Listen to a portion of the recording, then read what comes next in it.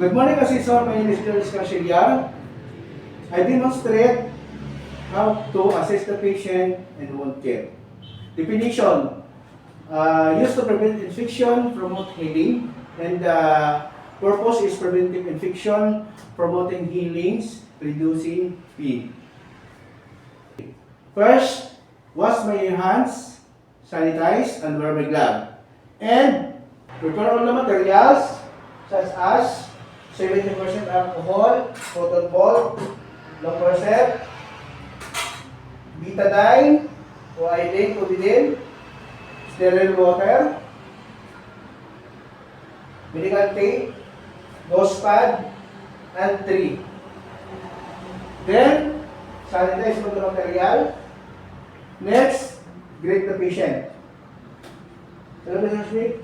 Good morning. My name is Jonas Casilia. I will assist you on your wound care. Next, check the wound. Mr. Smith have laceration. First, take the Lompercep and take the cotton ball. Then, put the still water and one stroke forward. Again, another cotton, salt water, then one stroke forward. Then take another cotton, pat, and dry. Next, take another cotton, put betadine, one stroke forward.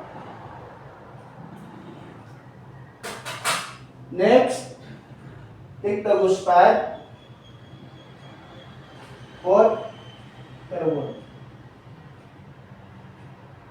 Then, take the medical tape,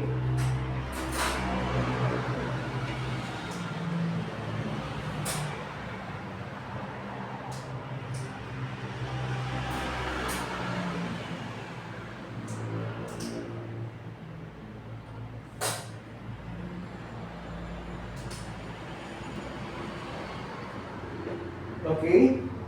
Then, monitor for infection. If they have increased redness, swelling, warm, pain, or pus. Then, if you suspect an infection, seek medical attention. Then, Mr. Smith, if you are going to take a bath, keep the wound dry and cover the wound with waterproof bandage. Okay? Then, avoid disturbing the wound, scratching, touching, and picking. Okay? Then, follow the advice. If you are given an instruction by the healthcare provider, follow them closely. Okay? How's your feeling, Mr. Smith? Okay, thank you.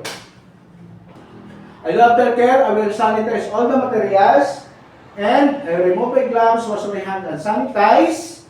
Then, I will document to my care plan, assisting the patient in wound care.